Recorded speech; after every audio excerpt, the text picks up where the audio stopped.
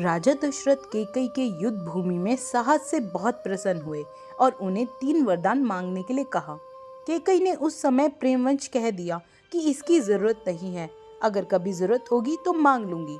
केकई ने राजा दशरथ को इसी वरदान के जाल में फंसा लिया और राम के लिए 14 वर्ष का वनवास मांग लिया। लेकिन राम के लिए केकई ने 14 वर्ष का वनवास ही क्यों मांगा? इसके पीछे कई अनेक राज हैं। केकई ने भगवान राम के लिए 14 वर्ष का वनवास मानकर ये समझाया कि व्यक्ति युवावस्था में अपनी 14 यानी 5 ज्ञानेंद्रियां, 5 कर्मेंद्रियां और मन, बुद्धि, चित्त और अहंकार को बस में रखेगा, तभी अपने अंदर के घमंड और रावण को मार पाएगा। जिस समय ये घटना अयोध्या में घट रही थी, उस समय रावण की आयु में केवल 14 वर्ष ही शेष बचे थे।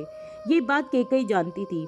ये घटना तो अयोध्या में घट रही थी, लेकिन इसकी योजना देवलोक में बनी थी। केकई को राम पर भरोसा था, लेकिन दशरथ को नहीं, क्योंकि वे राम के साथ पुत्र मोह में बंधे हुए थे। भगवान राम श्री हरि विष्णु के अवतार थे। ये सारी योजना उन्हीं की बनाई हुई थी। इस योजना में भगवान राम ने सरस्वती से मंथरा की मति में अपनी योजना डलवाई। मंथरा ने केकई को वही सब सुनाया और समझाया जो सरस्वती करवाना चाहती थी। इसके सूत्रधार स्वयं भगवान श्री हरि विष्णु थे। उन्होंने ही यह योजना तैयार की। केकई ये जानती थी कि यदि राम अयोध्या के राजा बन गए तो रावण का वध नहीं होगा। इसके लिए वन में तप करना जरूरी था। केकई चाहती थी कि राम केवल अयोध्या के ही सम्राट न बने रहे, वे विश्व के समस्त प्राणियों के हृदय के सम्राट बने। रामायण और महाभारत दोनों में ही 14 वर्ष के वनवास की बात सामने आती है।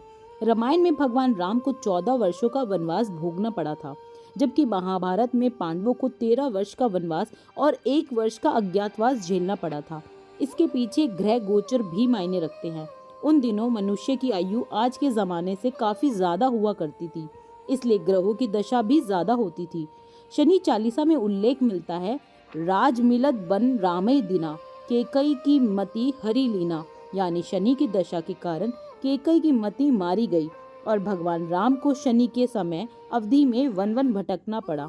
उसी समय रावण पर भी शनि की दशा आई और वे राम के हाथों मारा गया।